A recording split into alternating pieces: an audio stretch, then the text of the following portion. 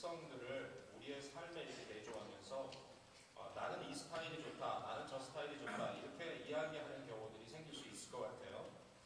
실제로 얘기를 듣다 보면 어떤 분들은 나는 애서같이 남자다운 사람이 훨씬 좋다. 야곱은 좀 쪼잔하고 뭔지 몰라도 좀 째째하고 이 사람이 비겁해 보인다라고 이렇게 얘기하는 경우들을 이제 보게 되거든요.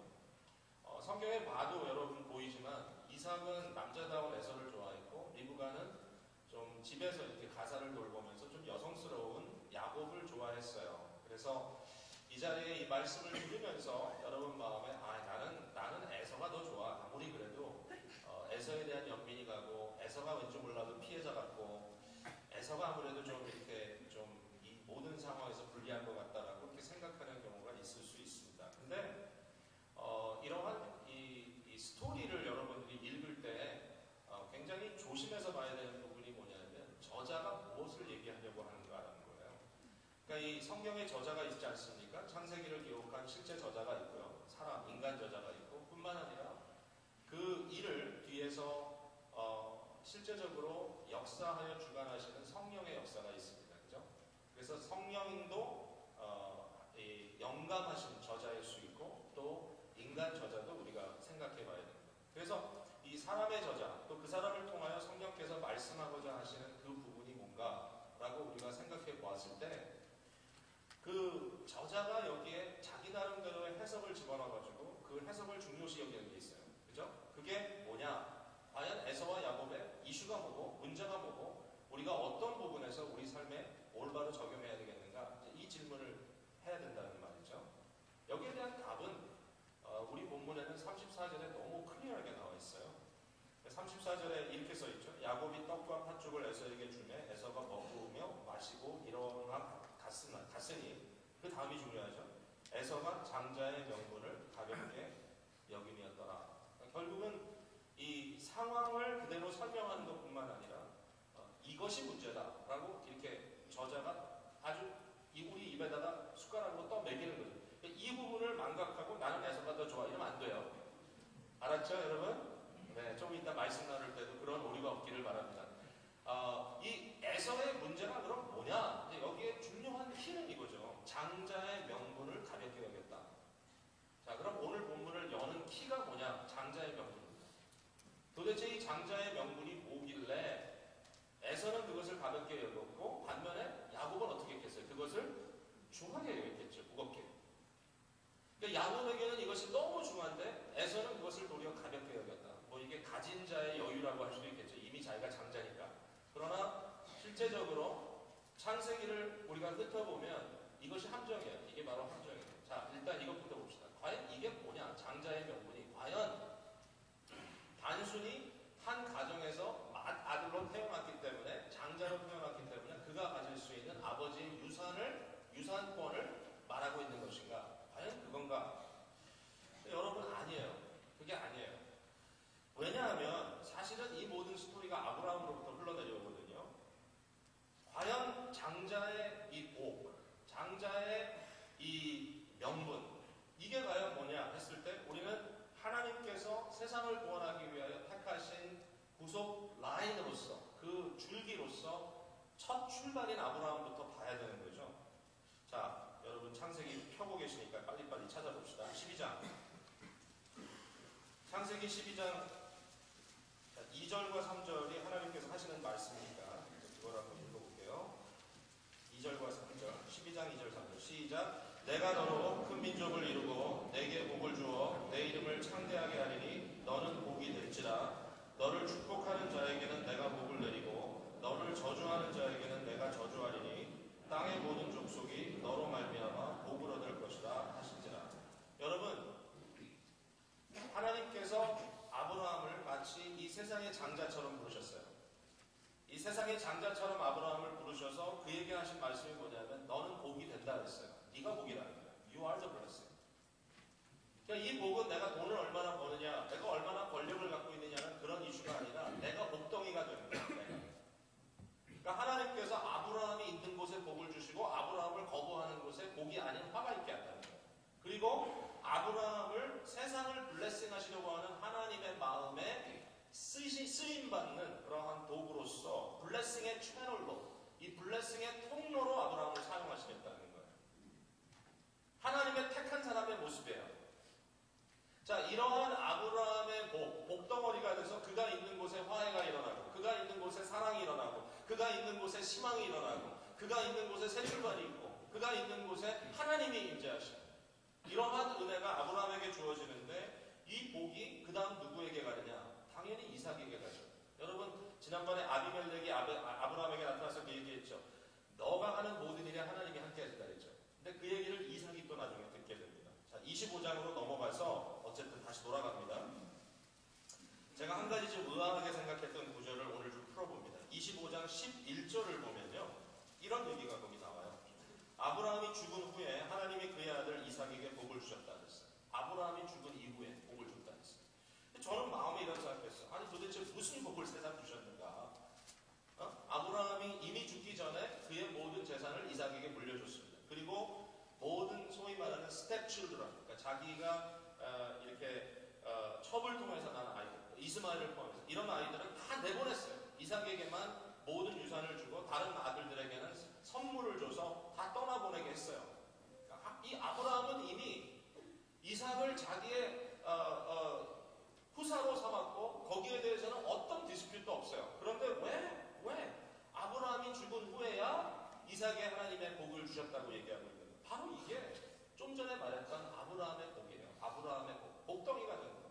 아브라함이 이제 죽었으니까 누군가가 아브라함의 뒤를 이어서 세상에 하나님의 증거자가 돼야 되고 하나님의 복의 채널이 돼야 되는데 누가 이제 되느냐? 하나님을 보려면 누굴 만나느냐? 이삭을 만나야 되죠. 아브라함은 죽었어요. 자, 그 다음 이슈가 뭐냐면, 오케이, 그럼 아브라함은 이제 이삭에게, 그럼 이삭에게 주었던 이 복이 누구에게 가느냐? 이제 이게 오늘 본문부터 시작되는 이 갈등인 거죠. 자, 사라를 통해서 난 아이는 딱 하나였어요. 이삭이었어요. 근데 리브가가 애를 갖지 못해가지고 이삭이 또 기도했어요. 그랬더니 이삭과 리브가가 만난 이후에 한 20년 후에나 돼서 좀 늦둥이가 태어난 거예요. 근데 늦둥이가 하나가 아니라 둘이었어요. 뱃속에서부터 이상한 기운이 느껴지더니 두 아이가 나왔어요. 그게 바로 에서와 야곱이에요. 분명히 에서가 먼저 나왔어요. 분명히 에서가 장자의 권이 있어요. 그런데 이상해요. 창세기를 보면요, 이게 육체적인 장자가 아니라 영적인 장자라는 것을 보여주기 위해서 창세기는 끊임없이 노력하고 있어요. 기자가. 실제로 보면 이 장자의 이 명분이 에서가 아니라 야곱에게 가죠. 그 다음에 또 다음 스토리를 앞서서 가보면 야곱에게 12아들이 있었는데 12아들 중에 장자는 루벤인데 루벤은 아주 엉뚱당뚱하는 일을 저지름으로써 실격됩니다. 무슨 일을 했죠? 아버지의 첩과 잠자리를 같이 했어요. 이건 또 미친 아들이 또 하나 여기 나오는 거죠. 아, 열받죠. 창세기 여러분 아직 안 읽었으면 읽어보세요. 재밌는 얘기 많이 나와요. 그러니까 루벤은 실격됐어요. 그 다음에 그래도 좀 남자답고 괜찮은 사람이 유다였어요. 장자의 명분이 유다에게 가는 줄 알았더니 굉장히 재밌어요. 나중에 보면 유다와 요셉의 라이프가 딱 똑같이 챕터 하나 차이로 이렇게 붙어서 나옵니다. 근데 어떤 일이 나올지 아세요? 요셉은 보디발의 아내의 유혹을 물리칩니다. 요셉은 11번째 아들이에요. 장자의 명분이 있을 수 없어요. 그런데 요셉은 보디발의 아내의 유혹을 물리치는데 그 반면에 바로 앞에 나오는 유다는 또 엉뚱한 일이 나죠. 자기의 며느리인 다말과 아이를 낳습니다. 은혜가 안 되죠? 갑자기 놀랐죠? 성경은 참 재밌는 책이에요. 그래서 사실은 유다를 통하여 어떠한 그 예언이 성취되고 결국은 그리스도가 오시는 것은 사실이지만 창세기의 관점에서는 끊임없이 육체적인 프리빌리지를 뒤집어 엎고 있어요. 또 하나 재밌는 거는 에브라임 스토리입니다. 무슨 얘기인가 하면 요셉이 이제는 아이를 낳습니다. 두 아들이 있었거든요. 두 아들의 이름은 므낫세와 에브라임이었습니다. 므낫세가 장남이고 에브라임이 둘째입니다. 이삭이 나이가 들어서 이제 돌아가실 때가 됐으니까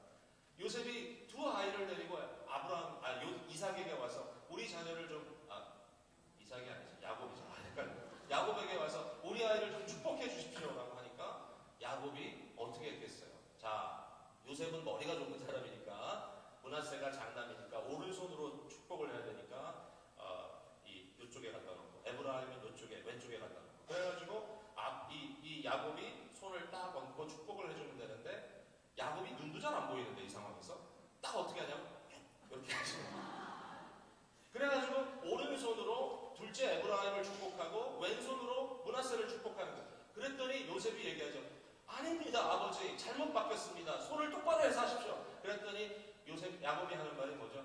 아들아, 나도 한다. 나도 한다. 므낫세도 복을 받을 것이다. 그러나 이것이 뜻이다 라고 얘기하는 거죠. 그치, 무슨 얘기를 하고 있냐면 장자의 명분이 중요한데 이 명분은 단순히 육체적으로 장남으로 태어났기 때문에 복을 받는 게 아니라는 거예요. 이것은 영적인 복이고 영적인 복의 근본이 되고 또 복의 통로가 되는 복덩어리가 되는 하나님의 주권적인 역사라는 거예요. 저는 이 에서와 야곱의 얘기를 어렸을 때부터 좋아했어요. 어렸을 때부터. 우리 집안에 아들이 둘인데 우리 형과 저의 나이 차이가 한 7살 차이가 되는데 우리 형이 이 설교를 또 테이프로 들으면 나중에 욕을 하시겠지만 우리 형은 어렸을 때부터 털이 많았고 저는 매끄러운 사람이었거든요. 근데 제 마음에 항상 형이 저를 못살게 굴면 당신은 에서요. 그리고 속으로 욕을 했어요. 저는 야곱이다. 거긴 에서다. 그러면서 장자의 복이 내게 올 것이다. 어쨌든 그건 뭐 제 얘기고. 자, 이러한 일이 오늘 본문 속에 나타나고 있습니다. 자, 장자의 복이라는 것이 단순히 육체적인 어떤 프리빌리지가 아니라 이것이 영적인 프리빌리지다. 이렇게 이야기를 한다면 그것이 실제적으로 야곱과 에서의 삶에 어떤 차이로 나타나느냐, 그걸 한번 볼게요. 여러분, 여기 중요한 질문을 하나 해야 됩니다. 어떤 분이 이렇게 얘기합니다. 아니, 에서가 배가 고파서 팥죽을 먹었는데 그게 뭐 이렇게 잘못된 것이냐라고 얘기하죠. 배고픈 충동은 참기 어렵습니다. 제가 어떤 분들 알아요. 어떤 분들은 다 인간적으로 괜찮은데 배가 고프면 야수가 되는 사람들이 있더라고요. 정말 눈이 뒤집힌데 스스로 이렇게 얘기해요. 난 배고픈 거 못 참아. 그런 분들은 아마 여기 에서가 훨씬 좋을 거예요. 야곱보다. 야곱이 얄밉죠. 근데 중요한 포인트는 이겁니다. 사람에게 있어서 그 사람의 욕망이, 욕구가 그 사람의 가장 근본인가? 즉 다시 말해서 인간은 욕구대로 결국은 살고 있는가? 결국은 인간의 욕구가 사람의 행동을 다 주장하는 것인가? 이게 중요한 질문인데 우리가 이 부분에 대해서 결국은 인간답게 답을 할 수밖에 없다는 거예요. 인간을 짐승과 똑같이 연구하는 사람들은 결국은 인스팅트나 인간이 가지고 있는 근본적인 욕망이나 충동에 따라서 인간이 행동한다고 이야기할 수 있겠지만 그러나 우리는 사람이 어떤지를 알기 때문에 그 내면을 좀 더 깊이 들어가 볼 수 있어요. 제가 한 가지 확실하게 얘기할 수 있어요. 인간은 욕망보다 더 깊은 존재가 있습니다. 그 밑에.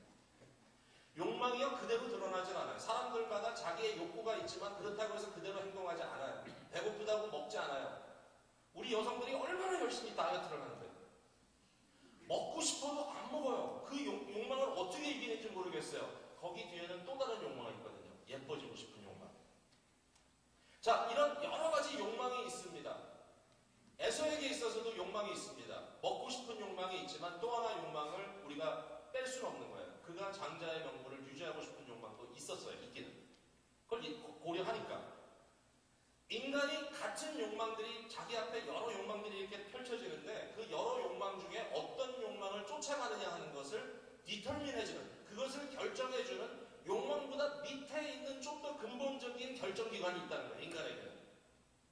C.S. 루이스는 이렇게 얘기했어요. 인간의 욕망들은 피아노의 이 키들과 같다. 하얀 키, 까만 키 쭉 나열해 있는 것처럼 이 하나하나가 어떤 욕망을 상징한다면 이 키가 있는 것 자체를 가지고 좋다 나쁘다 할 수가 없고 결국 그것을 플레이하는 사람, 그 뒤에 어떤 그 플레이하는 그 요소가 있는데 그게 뭐냐? 바로 그것이 인간의 가치관이라고 얘기합니다. value system, 윤리관이라고 얘기할 수 있는 거죠.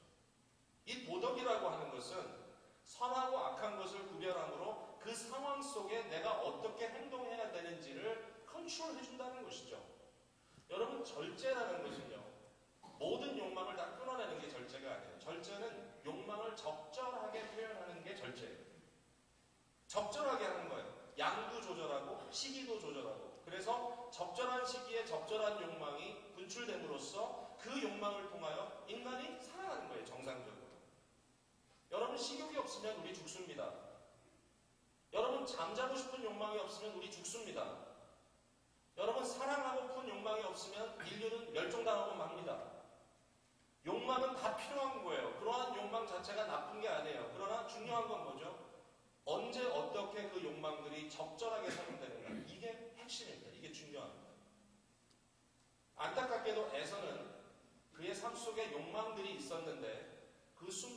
무엇이 더 중요한가를 망각하고 덜 중요한 것을 택하고 중요한 것을 택하지 않았습니다. 에서는 음식에 대한 욕망을 더 중히 여기고 장자의 명분에 대한 그것을 지키고자 하는 욕망을 더 가볍게 여겼습니다. 반면에 야곱은 다른 모든 것보다 장자의 명분을 가장 중하게 여겼습니다. 그러니까 욕망이 있느냐 없느냐의 차이가 아닙니다. 어떤 욕망을 언제 어떻게 내가 따라가느냐가 중요한 것입니다. 야곱은요, 제가 봤을 때 야곱은 에서보다도 훨씬 더 욕심쟁이에요. 우리가 알지만 정말 욕심쟁이에요. greedy man. 그는 이루 말할 수 없는 욕망의 사람이에요. 그러나 놀라운 건 뭐냐면 그럼에도 불구하고 하나님께서 그를 뒷정리하면서 따라가시는데 그의 삶의 그의 욕망이 결국은 하나님의 복을 받으려는 욕망으로 연결되는 거예요. 야복강가에서 판도뼈가 부러질 만큼 강렬하게 결국은 하나님을 붙들고 매달리면서 내게 복을 주시옵소서, 내게 복을 주시옵소서. 그게 뭐예요? 아브라함의 복을 내게 주십시오. 내가 복이 되게 해주십시오. 우리 아버지 이삭의 복을 내게 주십시오. 내가 명분은 뺏었지만 나의 인생이 고달픕니다. 내 형 에서가 나를 죽이려고 합니다. 나를 제발 그 복을 받을 수 있게 해주십시오라고 붙들었을 때 하나님께서 야곱을 또다시 축복했어요. 야곱은 욕망이 없고 에서는 욕망이 있어서가 아니라 거꾸로예요. 어떻게 보면 사실 하나님을 향한 영적인 욕망은 야곱이 훨씬 더 욕심쟁이였어요.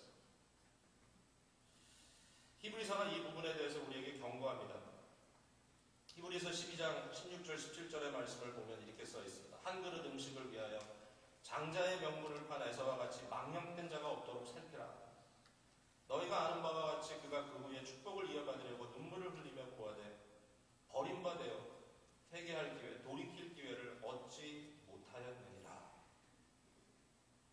한 그릇 음식을 눈앞에 보이는 그것을 얻기 위하여 장자의 명분의 복을 팔아버린 이런 망령된 자가 너희들 가운데 없기를 바란다.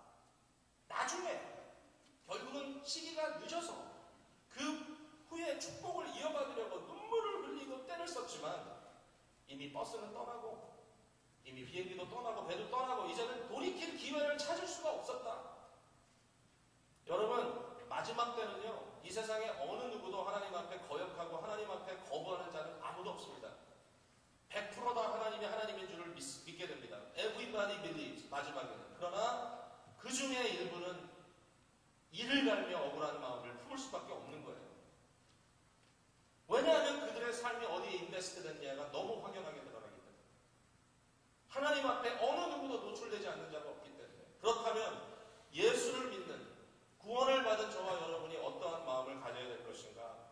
여기에 대해서 히브리서 12장은 이렇게 얘기합니다. 우리가 흔들리지 않는 하나님의 나라를 유업으로 받았으니 이것을 우리가 끊임없이, 즉 은혜를 받자. 하나님의 은혜를 사모하라. 하나님의 은총을 사모하라. 영적 복을 사모하라. 하나님과의 관계를 사모하라. 하나님을 알고 하나님을 경외하고 하나님을 따라가고 하나님께 모든 인생의 근원을 두는 그 일을 위하여 너희가 따라가라. 경건함과 두려움으로 하나님을 기쁘시게 섬길지니 이렇게 말씀해 주고 계십니다. 주교한 얘기는 사실 많이 했는데요. 이미 이 부분에서 제가 한 가지만 더 말씀을 드리고 말씀 맺을게요. 뭐냐면 이거예요. 자, 오케이. 나의 삶에 이런 여러 가지 욕망이 있는데 내 속에 있는 무엇이 옳은가라고 하는 이 윤리의식이나 가치관이 내가 하나님의 영적인 것을 더 좋아하고 더 귀하게 여기고 세상의 일시적인 것을 좀 가볍게 여기는 그러한 이 판단력을 가지고 나의 어떤 윤리의식을 가지고 이 모든 것을 컨트롤하고 가야 된다면 그것은 귀한 일인데 이제 한 가지 병폐가 있다면 굉장히 힘들어요. 이게 빡빡해요. 인생이 너무 좋아해요.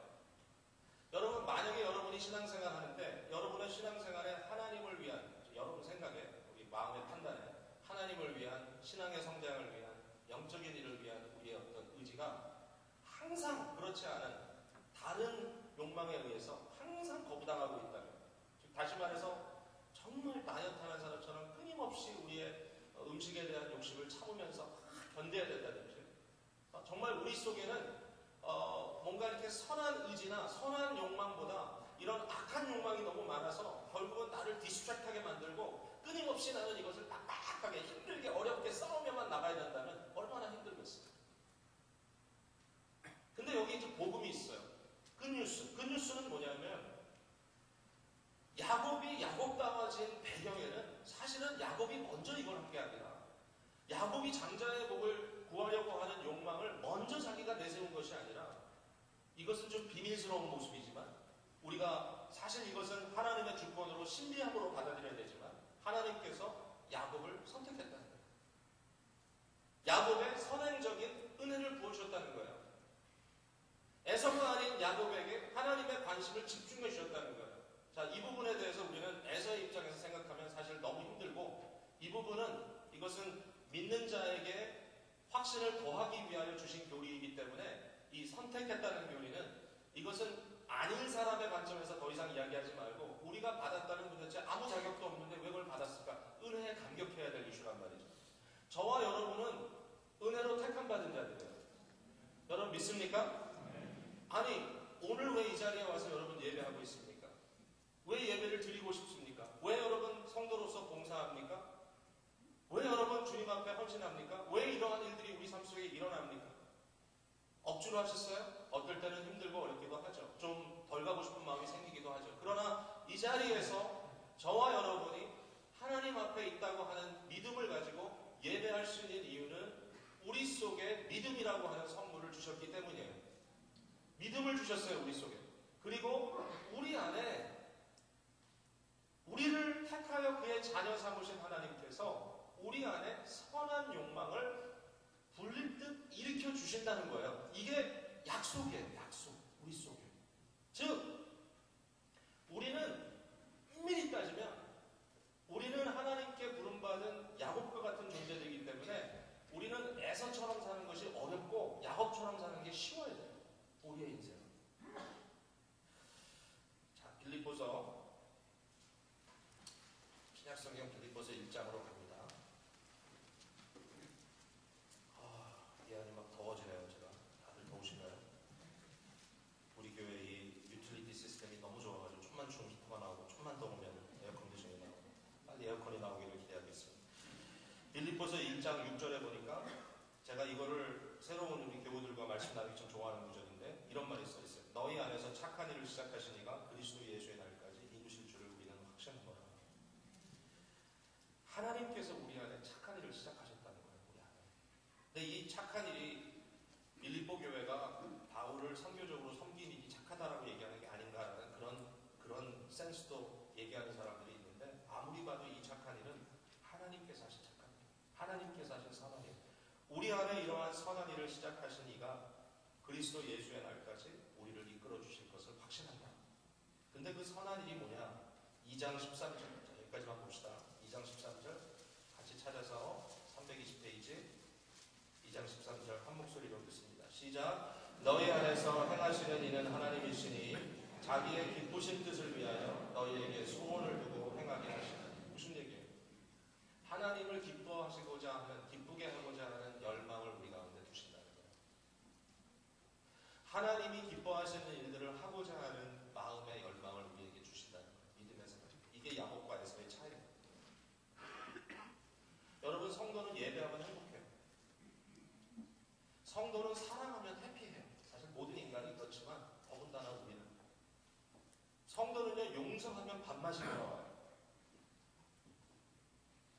성도는 찬양하면 눈물이 나요. 성도는 거룩한 것들을 대하게 되면 흥분해요. 성도는 아름다운 자연을 보면서도 좋다만 안 해요. 하나님이 더 사랑스러워져요. 믿는 사람들 사이에서는 자꾸만 손잡아주고 싶어요. 기도를 안 하면 갈급해져요. 말씀을 안 보면 다급해져요. 성도는 하나님께서 우리 속에 하나님이 기뻐하시는 일을 하기 위한 소망을 주셨어요. 그러한 열망이 우리 속에 있기 때문에 우리가 에서가 아닌 야곱의 삶을 택하는 것이 정상적이라는 거예요. 여러분 믿습니까? 근데 이제 경험적인 문제를 한 가지 얘기하고 싶습니다. 경험적으로, 그러나 이 자리에 계신 분들 중에 내가 분명히 예수님을 믿긴 믿는데, 예수님이 날 대신하여 돌아가신 걸 믿긴 믿고, 내가 예수님 때문에 구원받았다는 것을 믿는데, 왠지 몰라도 내가 너무 무기력하고 나의 게으름에 끊임없이 내가 넘어지고 사람들 계속 관계들이 틀어지고, 그러면서도 내 마음속에 회복하려고 하는 열망이 없고, 자꾸 딴 거 찾고, 정상적인 궤도보다 자꾸 딴 거를 자꾸 찾고, 이러한 일들이 내 속에 있는 건 도대체 무슨 일일까? 여기에 대한 건 아주 간단한 답이 있어요. 그건 뭐냐? 우리가 병들었기 때문에. 이걸 죄라고 얘기할 수 있어요. 죄성의 결과예요. 여러분, 병들면은, 육체의 병이 들면은 식욕이 떨어지잖아요. 식욕이 있는 게 정상인데 배가 고파야 되는데 밥을 먹고 싶지 않아요. 그거는 죽었기 때문이 아니라 병들었기 때문이에요. 그래서 우리의 삶 속에도 이러한 영적인 병이 일 수 있어요. 예수님께서 말씀하셨던 것처럼 세상의 근심과 걱정이라는 가시덤불이라는 병이 올 수도 있고, 우리 마음이 굳어져서 말씀을 받다가도 잠깐 기뻐하다가는 금방 정신이 흐트러지는 돌짝밭이라는 병도 있고, 영적인 우울증이라는 병도 있고, 아주 우상숭배라고 하는 치명적인 병도 있고. 믿지 않는 사람에게 우상숭배는 미닝레스하죠. 왜? 그 사람도 하나님 모르니까 뭐 당연히 우상숭배지만, 우리가 그래야 되지, 그러면 알아야 되지만, 하나님과 돈을 겸하여 섬기기도 하고, 하나님보다 사람을 두려워하기도 하고, 자녀라는 우상이 우리 마음을 지배하기도 하고, 어떨 때는 누구를 향한 우리의 지극한 미워하는 마음이 우리의 마음을 지배하기도 하고, 결국은 미워하든지 사람들을 너무 월십하든지 그 둘 다 잘못된 것인데, 그것은 사람에게 지배당하는 모습이라는 면에서 동일하거든요. 이러한 질병들이 우리 속에 있기 때문에 당연히 하나님께서 우리에게 소원을 두고 하나님을 기쁘시게 하는 일을 행하게 하는 것이 당연함에도 불구하고, 우리 속에 역사하시는 성령의 은혜에 충만하기보다는 성령을 근심되게 하는 삶을 자꾸만 반복하고 있다는 거죠. 어떻게 해야 되겠어요? 우리 속에 영적인 욕망이 강하게 돌아와야 되는 거예요. 우리가 은혜 생활하기 위하여 은혜를 받자라고 하는 바울의 이 엑솔테이션, 이 권면을 굉장히 신중하게 받아야 돼요. 오늘 여러분, 은혜에 대한 욕망이 여러분의 마음을 가득 채우기를 바랍니다. 여러분, 오늘 성찬을 받으면서도 은혜 받기를 갈망하기를 바랍니다. 찬송 한 절을 부르면서도 하나님의 은혜를 받기를 간절히 소망하기를 바라요. 여러분, 그 욕망이 여러분에게 강하게 찾아와서 우리를 변화시켜 나가야 됩니다. 우리가 가치관을 알기 때문에 선택하는 것도 중요하지만, 우리의 마음속에 이미 주신 하나님의 이 거룩한 욕망을 불러일으켜야 되는데, 여러분, 이 부분에 대해서 절대로 실수하지 마세요. 바울은 디모데후서 1장 6절에 내 속에 있는 하나님의 은사를 다시 불릴 듯하게 하라 그랬습니다. 네 속에 역사하시는 하나님의 은혜를 다시 불릴 듯, 불일으키듯 하라. 이것을 영어 표현에는 fan into flame, 꺼져가는 불을 다시 불태우기 위하여 부채를 막 흔들어서 바람을 공급하는 것처럼 fan into flame, 다시 불이 붙도록 하라. 저와 여러분의 삶 속에 지금 이 순간에 예배가 식어지고 하나님에 대한 관심이 식어지고 여러분의 마음속에 신앙의 열정이 식어지고 뭔지 몰라도 뒷전으로 가고 있고 게으름 속에 여러분이 오버테이크되는 이러한 아쉬움을 발견하고 있다면, 히브리서가 여러분에게 주신 말씀을 잊지 마시기 바랍니다. 한 그릇 음식을 위하여 장자의 명분을 구하면서와 같이 망령된 자가 없도록 살피라. 이것은 크리스찬에게 주신 말씀입니다. 살피라. 그리고 여러분 속에 하나님의 은혜를 불일 듯 다시 일으키시는 그 일이 이 시간부터 여러분 마음으로 주께 나아가는 역사가 있기를 주님의 이름으로 축복을 드립니다. 우리 같이 한번 기도하겠습니다. 이 시간에 우리 마음을 다하여 기도할 때 하나님 앞에 회개하고, 주여 내 마음속에 영적인 감각을 강하게 불러